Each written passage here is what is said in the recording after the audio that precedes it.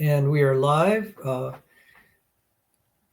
We are recording this show, and I'm joined by Brandon Hendrickson. I'm Salvador Cordova. I run a few channels on the internet.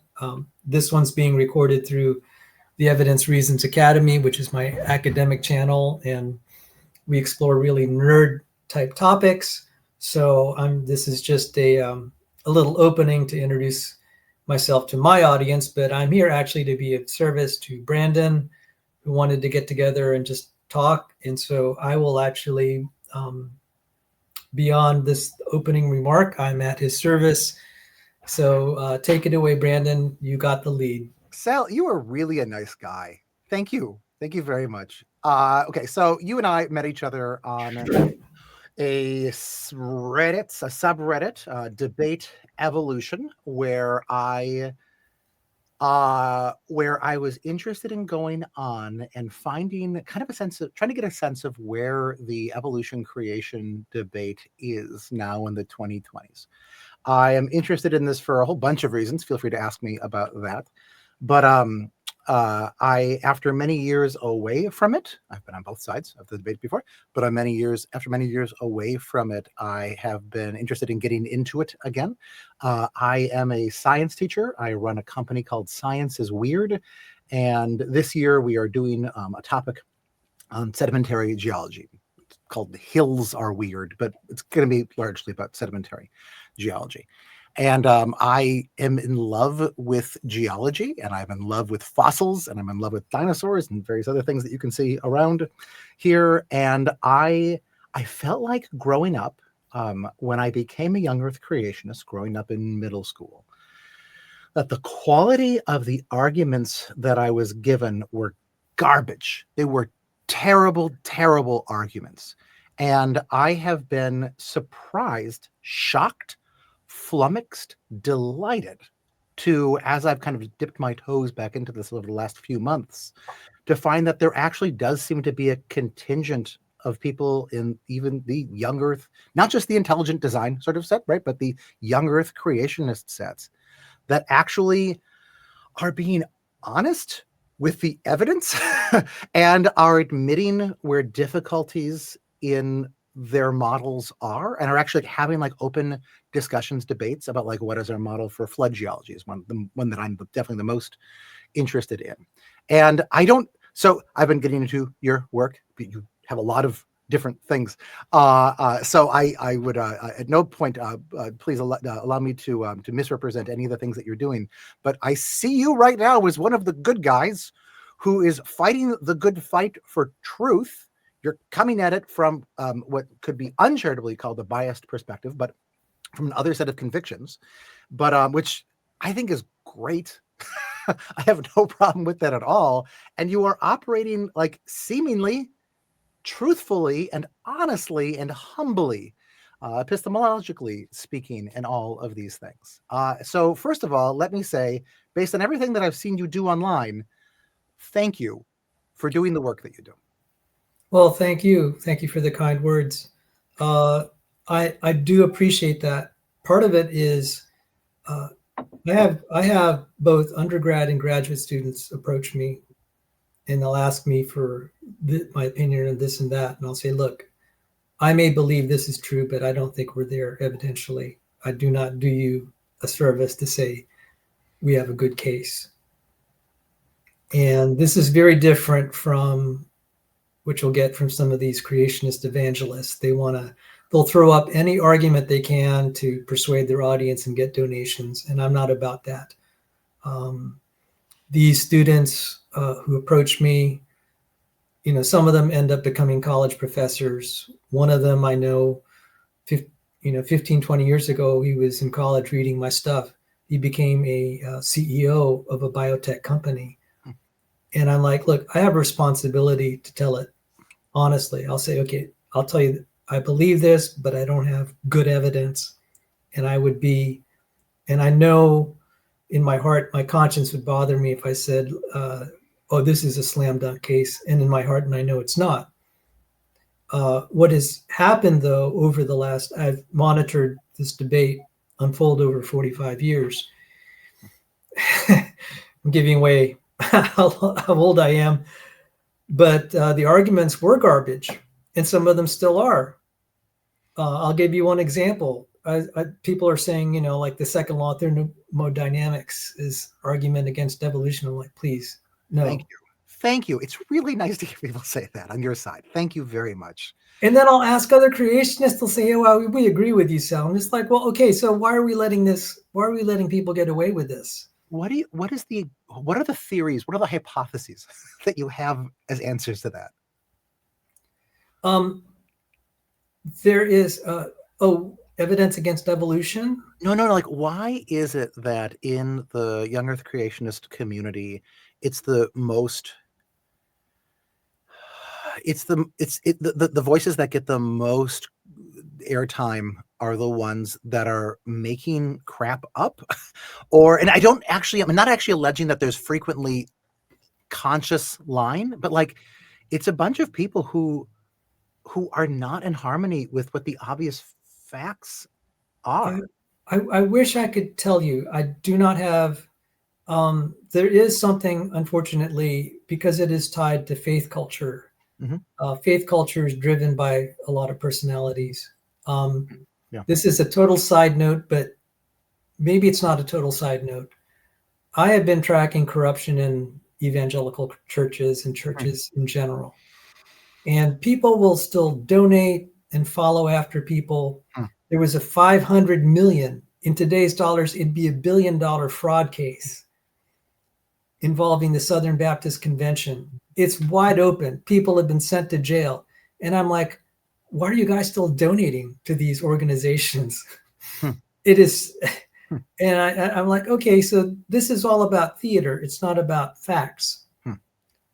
People will start to follow movements because it makes them feel good and they feel like they're a part of something and they want to believe they're donating to a good cause. And so they don't necessarily do their due diligence as far as science. It's an emotional reaction.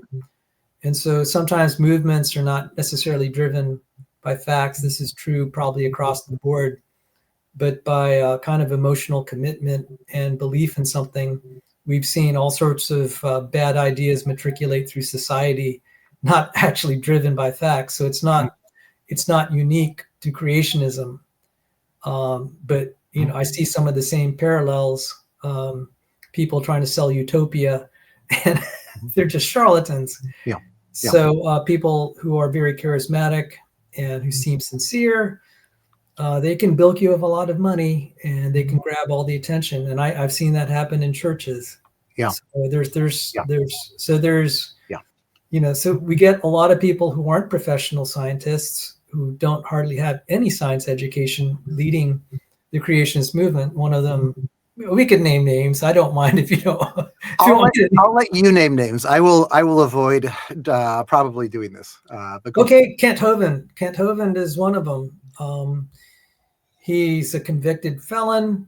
He has, for someone who represents himself as a Christian minister, to have been married 4 times and divorced 4 times. 4 wives have left him. 1 of his kids left him. And I'm just like, this is in violation of biblical teaching of the qualifications of an elder. This does not bode well. His science also sucks, and I'm embarrassed. His creationist, quote unquote, museum has harbored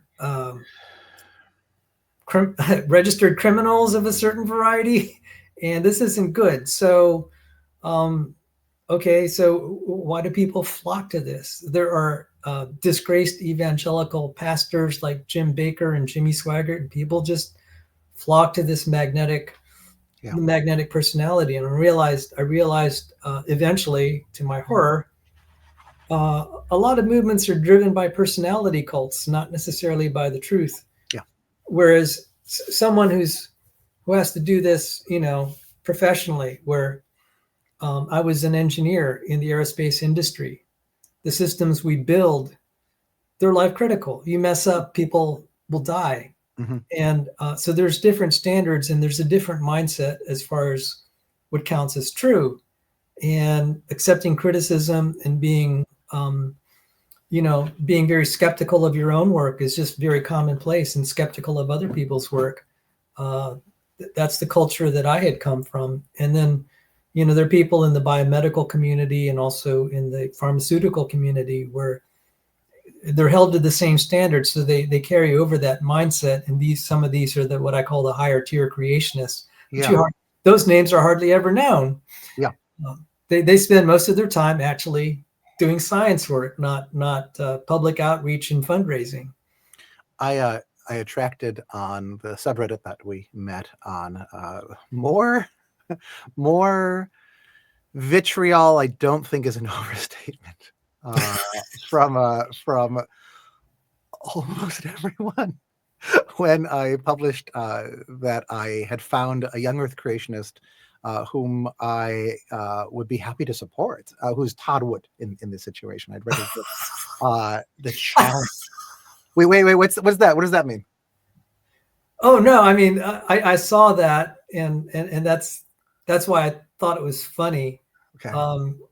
He was actually ironically voted the #1 creationist by panel of evolutionists in 2020. Oh really? I'm not. Yeah, it was on Dapper Dino's YouTube channel. They were voting who's #1. By the way, in 2020, I was voted the #1 YouTube creationist.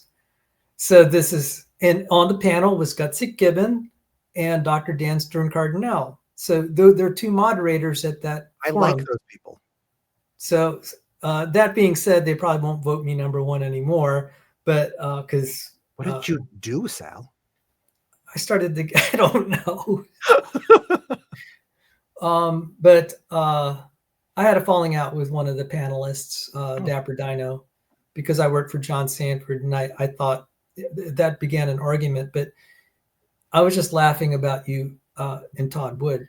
And I don't know if you know this about Todd Wood, but his students, he was teaching at a creationist college. His students, they polled which college had the top scoring students in their knowledge of evolutionary biology. He was #1. His students were #1, which is so funny.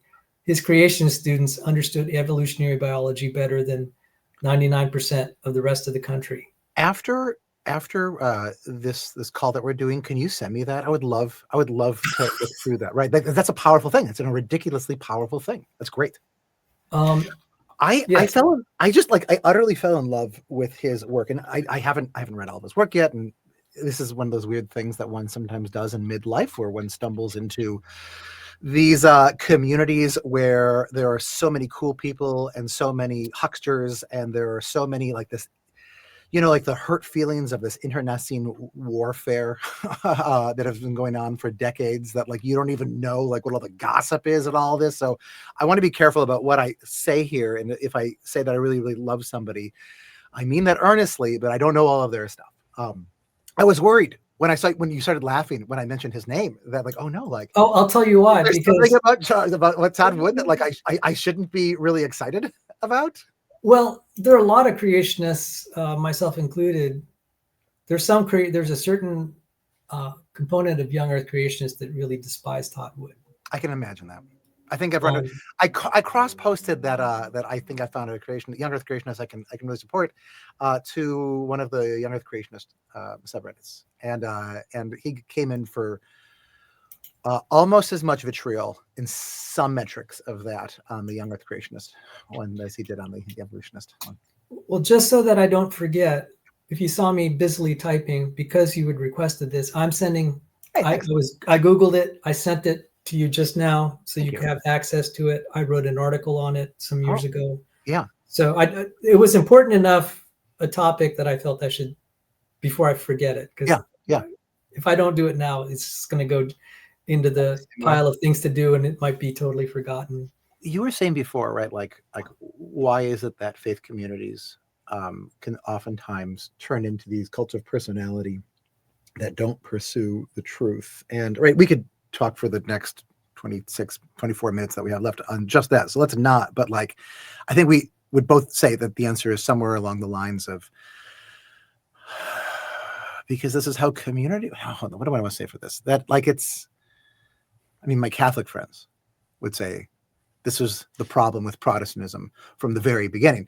But of course, the same thing happens in sort of different ways inside of Catholic communities, right? Even when with their top-down control.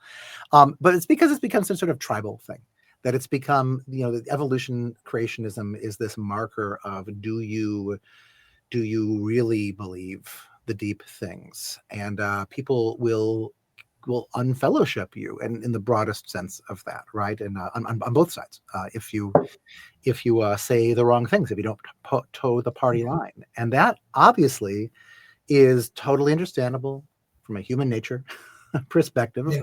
Of course, we would do things like that.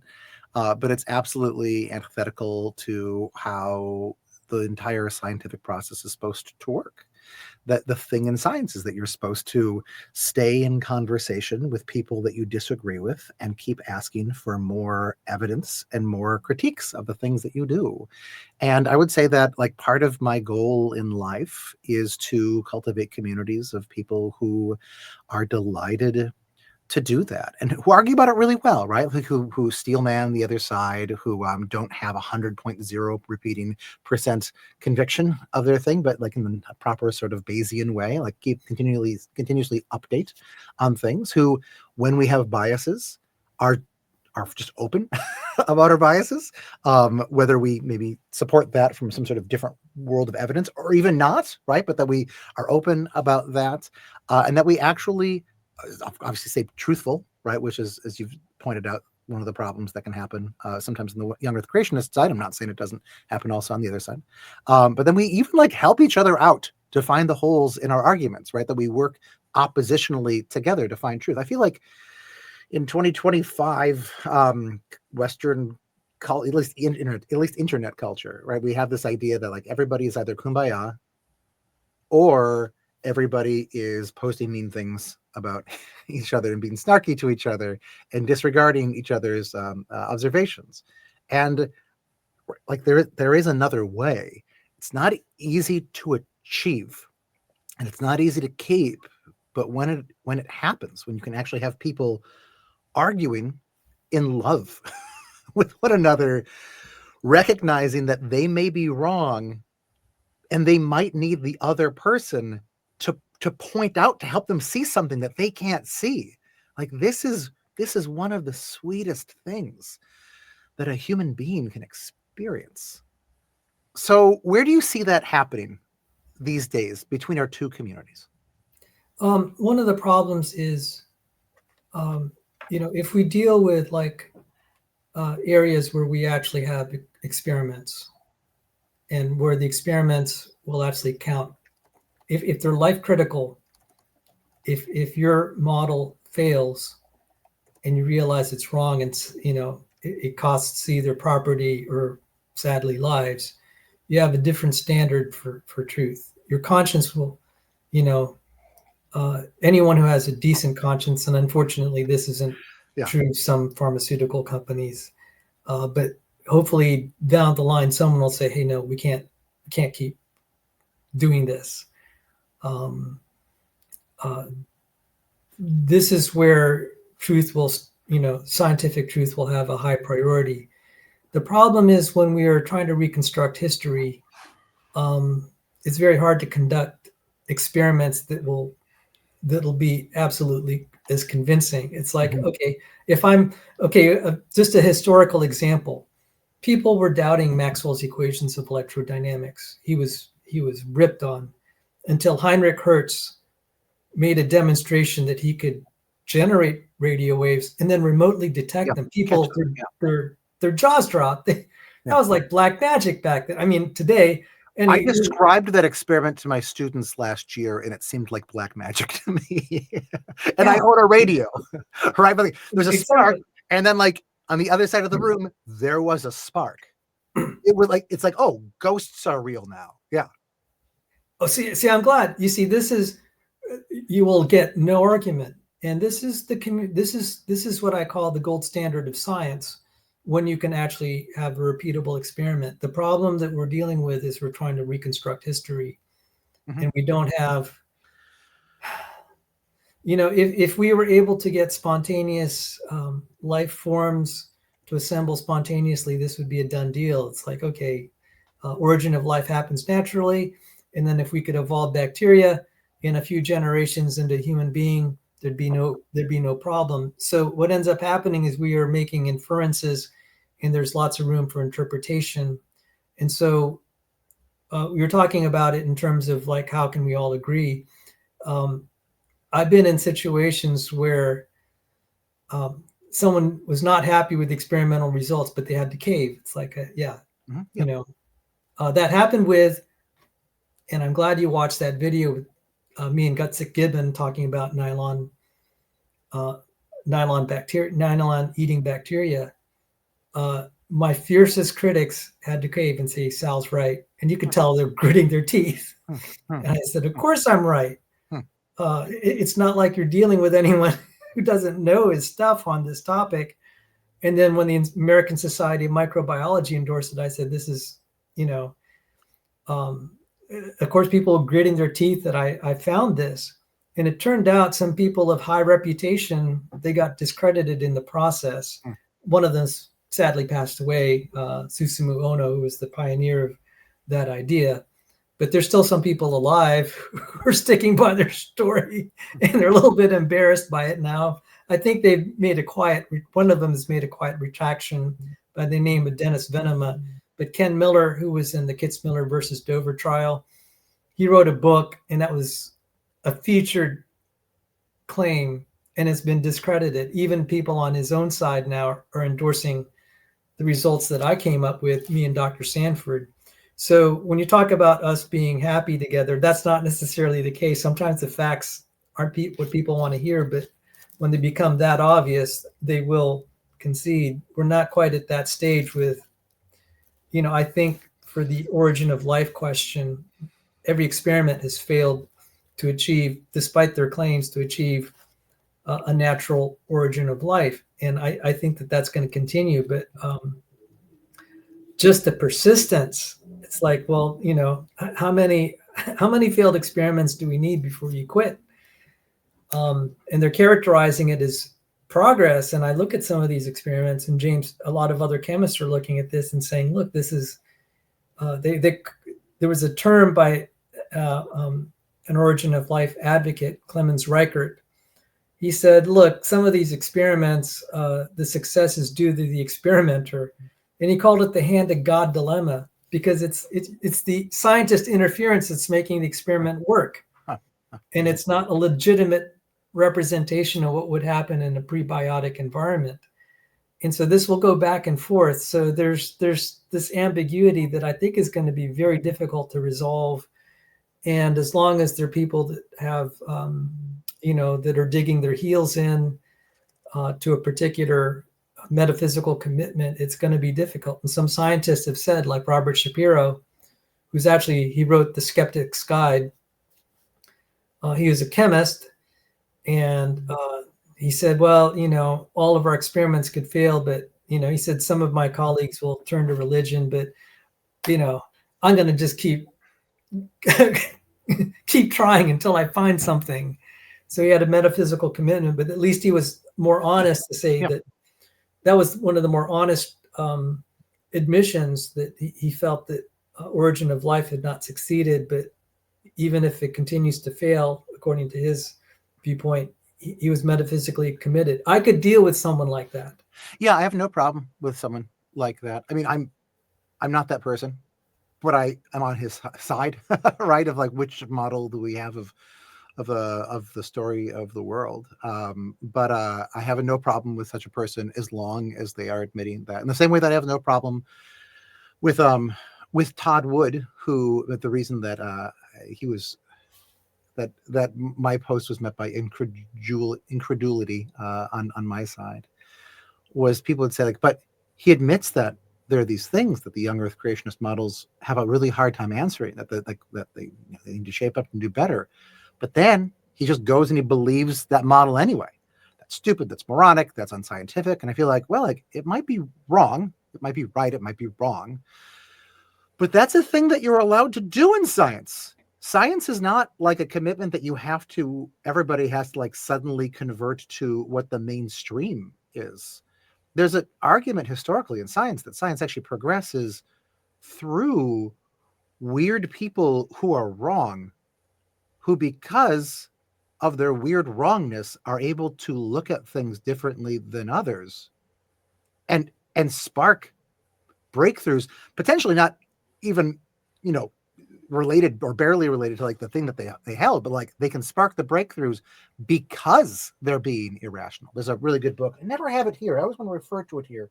It's Michael Streven's book, The Knowledge Machine, how science became how irrationality sparked the scientific revolution, or something like that. Wow, I'm not familiar with it. It's great. You might love it. You might really love it. I bet I would. I'm hearing you say that in the evolution creation debate right now, we do have some instances of people being biased on their sides and arguing together, and actually like potentially people on both sides coming up with new insights because of that. But what we lack is an actual like core contingent of I'm not using that word rightly, some sort of small group of people who are actually doing this, for lack of a better word, of in love, who are actually sort of like committed to like helping each other make the best arguments for their sides. Is that what you're saying? I probably misheard what you're trying to say, and please forgive me if I'm not representing, but the way I view it is hard science eventually prevails despite our feelings. And as I said, my experience with the nylon eating bacteria, people were eventually conceding, but they still ate my guts. They said Sal was right, but he's a moron. It's like, okay, I'll take that, you know. I mean, yeah, right. Like this is actually in some ways like the genius of science, is that it allows people who hate one another's guts to actually pursue truth together. This is better than the alternatives. Right? Like in the old days, you just kill each other. I mean, that's maybe a liberal democracy thing, but like, or like you do the thing that I'm drawing from Michael Streven's book again. But he said that like the reason that this is he's a historian of science and a philosopher of science, but like this is still a tendentious, it's still like an out there theory that like why wasn't the scientific revolution sparked in ancient Greece or ancient Rome? And he said it's because these different communities of people doing natural philosophy didn't have like a commitment to staying in conversation together. And so the Stoics would be over here, and the Democritus, the atomists, right, would be over here and kind of doing their things, and the Aristotelians would be over here and doing their sorts of things. But they didn't like, say we have to keep challenging each other and testing each other's models against actual what we agree is counts as evidence. So what we have even now, right, like even as awful as it is still so much better than that. What I'm interested in though is I'm interested in that a lot. It's for that reason, right, that I will not just defend people who I think are wrong, but encourage people who I think are wrong to continue doing science, because I mean lots of good things can happen, but one of them is that they might be able to see things that people on my side are much less likely to be able to spot. But I'm interested in also in like this, like that deeper sort of move of actually having people who work as friends to stay in tight communication and not hate each other's guts while they're helping each other like improve their models. Well, rather than the creation evolution controversy, how about the creationist versus creationist controversy? There are actually models within the creationist community where I've seen shouting matches at creationist conferences where, for example, they have different flood models. Yeah. A lot of hatred. Oh my goodness. Really? Yeah. I've been recently listening to Todd Wood's podcast where, I don't know, a year ago or a couple of years ago, maybe. And they had like two guys on, each with a different flood model, and they specifically say that the reason they didn't just do the normal podcast thing where they have them both on at the same time is because maybe debate, but maybe you'd learn more if had one person at a time, and then the hosts kind of grilled them on that. And I thought like, this seems to be a really good decision on their part, but I had no idea that got so contentious. Oh, it's awful. There's like 12 different cosmological models to attempt to solve the distant starlight problem. if the speed of light is constant, Yeah. and the stars are like a bazillion years away, then there's no way the universe is young. And there've been attempts, and it was shocking to see some of the behavior at creationist conference of people losing their temper, turning red. I'm just like, dude, this is unbecoming. A guy could be wrong, but there's no reason to be so uncollegial about it. If he's wrong, he's wrong. So that was one. And then the other thing is resolving the heat problem of Radioactivity. radioactivity. Yeah. And I don't mind saying this publicly. I refused. I was offered a full PhD scholarship to work on nuclear modeling. And I happen to know who the principal investigator was. I said, I will not work with him. I will not work with him because I don't think he's open-minded. I saw him being very polemic against other scientists, and I said, "This is not anything I want to be a part of." And he was actually criticizing something I was a relative expert in, which is Landauer's principle, information theory, and thermodynamics. And I was like, "Look, I'm not going to work with this guy. He's talking about stuff that I'm an expert in, and he's being very contentious." I said, I cannot deal with this. So it's not just the sheer metaphysics of, God versus atheism or creation versus evolution. I'm seeing a lot of personality fights in a community you would think would be more cohesive, but people are again, the personality thing, and then people having a lot of priority for their own ideas. And change is, as I've tried to say, what will change everything is if you have an experiment and you're going to agree upon what your experiment is actually ahead of time, like Maxwell's equations. You're going to settle everything. So at this stage in my life, I am looking at conducting experiments that might help solve that heat problem and the issues with radiometric dating. And it's in a field that I'm the only one in the young Earth creationist community that is familiar with this. But in the solid state physics community, some of this is starting to is very, it's developing. It's called quasi-particle theory. And I'm like, okay, so you guys are invoking all these other mechanisms. I want to be among the first to actually conduct experiments that can show nuclear transformation under low energy conditions. And there have been experiments around the world by people seeking to do nuclear transmutation at much lower energies. And it includes work by the Naval Space Warfare Unit, Army Corps of Engineers, and NASA, National Aerospace, whatever NASA stands for, NASA Glenn Research Center. And so quietly, there's been your taxpayer dollars funding some of this stuff. And the creationist, I'm like, why am I getting criticized? You ought to be excited. And I'll just share this in a forum, and I get shot down. I'm like, I'm kind of done with you guys. I mean, the reason for that, you would say, is fallen people being fallen people. I would say it's monkeys being monkeys. And at the end of the day, I feel like we're describing the same basic social interactions. I am I love you bringing up the heat problem of that. I don't do much nuclear physics. I teach a class in nuclear physics, and that is about all I do. Nuclear physics. That's wonderful. Very hard. My contribution, I don't know if did I share this with you. So my contribution to trying to get something of this community of people working, let's not say love, because maybe that just sounds weird, but in friendship, in collaboration across this particular divide together, is a series of contests that I'm going to run as part of Science is Weird, the company that I do, but 2 of the 3 contests are open to everybody. I'm showing right now my screen on my iPad, which links to my blog, The Lost Tools of Learning, which are at losttools.org. And then I had this post, a fossil hunt to end the culture war, which I don't know. I did an okay job of it. And I'm doing 3 different, I did an interview with a noted flat earther a couple of years ago. That was a trip. I love polystrate trees. I am in love with polystrate trees.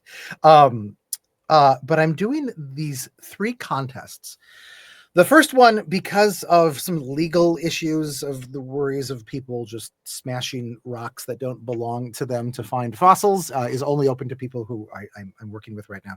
So please ignore that one. But the ones that might interest your viewers are, we'll be doing $100 contest where we invite anybody to make the best case for a worldwide flood, which is to say, to find the best piece of physical evidence. So polystrate trees, right? Could be it. And then to explain it, to upload it as a YouTube short, and then we have a panel of people. We're still developing a panel of people, but we have a few people on it already. And hopefully including at least one young Earth creationist, to adjudicate like what actually makes the best argument for this, and then to give that person $100. Note that like I'm not anticipating that I will be like convinced by this like one best piece of evidence, but like I'm willing to give $100 to somebody to do like to try to figure that out. So then I can take that and make a good response video, like and not like a mean response video, but like, okay, like here's how I interpret this or whatever. And then another one, which I'm really interested in, which I'd like to get your thoughts on. Make the best model for a flood. Specifically, like why do we find the fossils that we find in the places that we find them? Which to me is the thing that really has convinced me that, like whatever else I think about the theory of evolution or what have you, the fact that you find fossils, right? Cenozoic fossils in the Cenozoic, and Mesozoic in the Mesozoic, and Paleozoic in the Paleozoic, right? Like, man, like I would love to see the flood model that tells us why we should expect to see those things, and why, like, when the next T-Rex fossil is found, dollars to donuts, it's going to be in the late Cretaceous, in the Maastrichtian, or maybe in like the one that's right before it, or maybe it'd be really cool, right, if it survived the KPG, whatever we're calling it now, extinction event, right? But a moment beyond that. We're not going to find them in the Jurassic. We're not going to find them anywhere in the Ordovician or anything like that.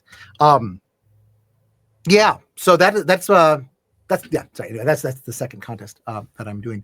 So here we have exactly 1 minute left before my wife is going to be angry at me that I broke my promise to her. Well, we can continue the conversation. I would love that. If you wanted to hear my thoughts on all of this, I would love that. Which I'd be happy to share that. And the first thing to do would be, after this session is over, we have to figure out how I'm going to transmit my recording to you so you can post it on your channels as well. Sure. Yeah. And if you like what we did, I'd be happy to continue the conversation, and you can get my take on more of the specifics of your questions. I would love that. Both of those things. Likewise. Yeah. Likewise. So I think this is productive, and I hope I've been of service to you. And, you have. And maybe we can. I think there are. If you've seen some of my shows, you'll actually see where I've entertained opposing viewpoints, and was very grateful for the criticism and saying, "Sal, that wasn't correct." And I'm like, "Thank you, you saved me." And